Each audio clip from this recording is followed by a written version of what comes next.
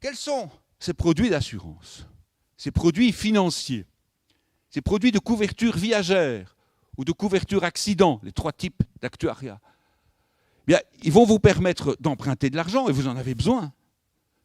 À moins que vous ne puissiez acheter d'emblée votre maison, ce qui m'étonnerait. Vous allez pouvoir couvrir et protéger les vôtres, protéger votre famille, votre femme, vos enfants, votre mari pour les dames. Vous allez pouvoir les protéger, les couvrir, en se disant, ben, je vais effectivement, en cas d'accident, arriver à éviter une catastrophe pour ces gens-là, pour les gens que j'apprécie et que j'aime. C'est donc des produits socialement nécessaires. Ce ne sont pas des produits qui sont essentiellement spéculatifs, pas du tout. Donc, ils sont éthiques, ils sont très éthiques, parce que toutes les méthodes de valorisation, toutes les méthodes de calcul de primes, et j'en fais depuis 40 ans, sont basées sur la notion d'équilibre. On essaye d'équilibrer les obligations de l'assureur et les obligations de l'assuré. Vous allez me dire, oui, mais on connaît des tas de banques et de compagnies d'assurance qui ont spéculé. Bah oui, mais ça, ce n'était pas dans le contrat, ça. C'est pas prévu. C'est pas la mathématique de l'assurance ou la mathématique de la finance qui est en cause. Bah, c'est simplement l'état d'esprit de certains humains qui ne pensent qu'à gagner d'argent, c'est tout. Mais la mathématique en elle-même, elle est éthique, elle est équilibrée. Et ça, c'est quelque chose, effectivement, que je vais essayer de vous montrer. Alors, quelle est la structure des produits d'assurance? Vous avez deux types de contrats, en gros.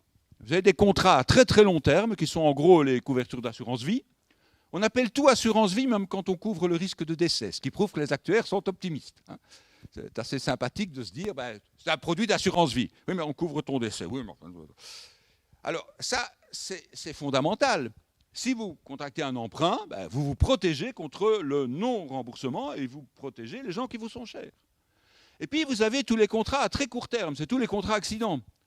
Accident d'auto, incendie, c'est ce qu'on appelle l'IARD. Donc, c'est incendie, accident et risque divers. On peut se protéger contre tout. On peut assurer son chien, on peut assurer son yacht, on peut absolument se protéger contre tout. On peut se protéger même contre le risque de terrorisme. Ça existe. Si, tout existe. Alors, les contrats de type IARD sont de très très court terme, surtout en France, et surtout depuis une loi qui est la loi Hamon, qui date de 2014. Donc vous voyez, c'est assez récent, et qui a pour but en principe d'un peu protéger davantage les utilisateurs et les clients. Alors si on reprend le texte de la loi, elle vise à, ça c'est le texte de la loi, rééquilibrer les pouvoirs entre consommateurs et professionnels. C'est vrai que les assureurs aiment bien conserver leur marché captif. C'est vrai qu'ayant un portefeuille stable, ils n'aiment pas voir leurs assurés filer vers d'autres assureurs. C'est vrai. Mais c'est un droit maintenant qui est acquis. Et d'ailleurs, de récentes enquêtes ont montré que les assurés français avaient envie de faire leur marché en termes d'assurance, de comparer les prix. Et que les marchés captifs seront de plus en plus difficiles à maintenir. Et ça, je pense que les assureurs devraient s'en rendre compte. Il y a là un champ de recherche aussi qui n'est pas vraiment mathématique, mais qui est intéressant. Comment conserver son portefeuille stable de bons clients? Les bons clients, c'est ceux qui ont des contrats qui payent très cher, c'est ceux qui ne font pas d'accident de voiture, c'est ceux qui se protègent bien au niveau de l'incendie. Et donc, comment les conserver? Comment éviter cette espèce de marchandage qui va être fait? Parce que chacun va maintenant dire, ben, moi, je suis moins cher que le voisin. C'est amusant, hein? Alors, ben, je ne sais pas si vous... Moi, je ne connaissais pas Benoît Hamon, donc je me suis renseigné. Donc, c'est pareil que c'est un homme politique. Il a été député européen, il a été un tas de choses. C'est un homme de gauche, bah, c'est assez logique puisqu'il essaye de rééquilibrer les pouvoirs entre les consommateurs et les professionnels. Ce n'est pas l'idéologie d'un homme de droite. Hein, donc.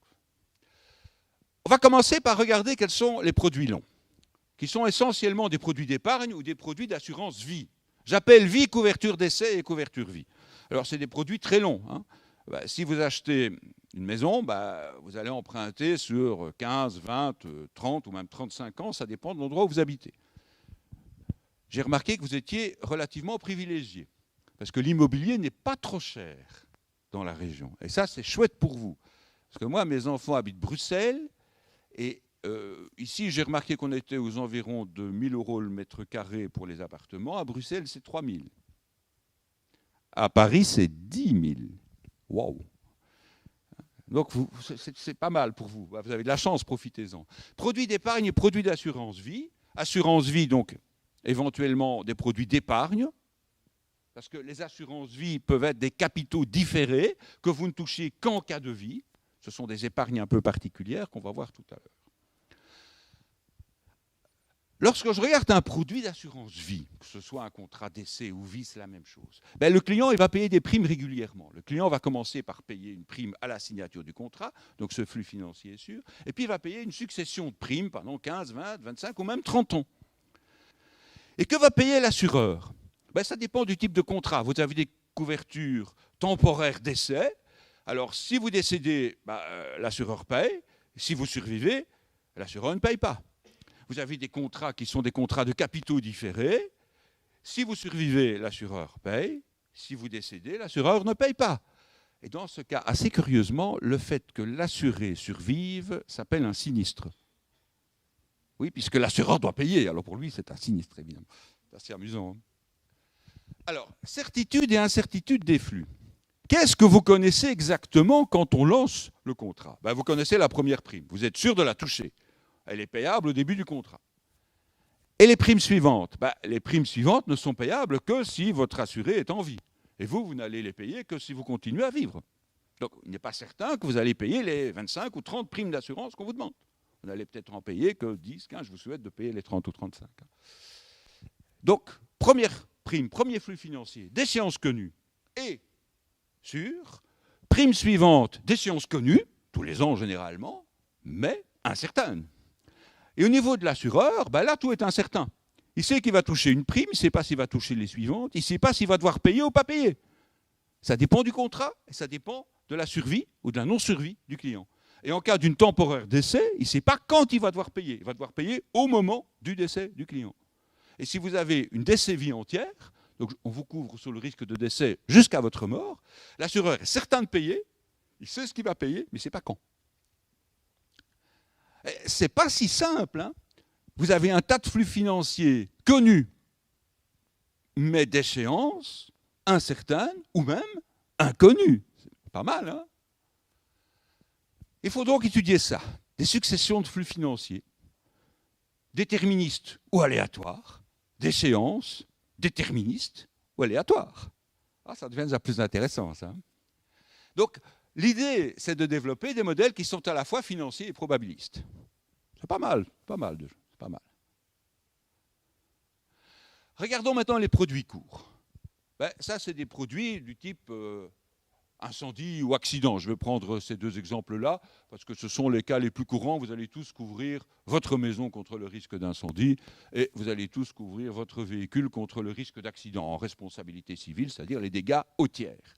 Quand je disais que c'était éthique, on est obligé de se couvrir relativement aux dégâts face aux tiers. Il y a des pays où ce n'est pas le cas. Hein. Il y a des pays où la responsabilité civile n'est pas obligatoire. C'est terriblement éthique. Vous faites une gaffe, quelqu'un est lésé, votre couverture va indemniser cette personne. C'est pas mal, hein? Alors, pour ce type de contrat, au niveau de la prime, il n'y en a généralement qu'une. Depuis la loi Hamon, le client peut changer, il peut résilier à tout moment. Donc il n'y a qu'une seule prime qui est connue, mais qu'il va falloir déterminer, ce qui n'est pas évident. Il y a évidemment un ou plusieurs flux assureurs qui sont payables en cas de sinistre. J'aurais peut-être dû mettre ça sinistre parce que certains conducteurs font plusieurs accidents par an.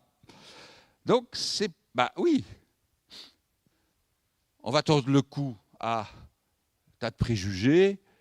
Quels sont les très bons conducteurs?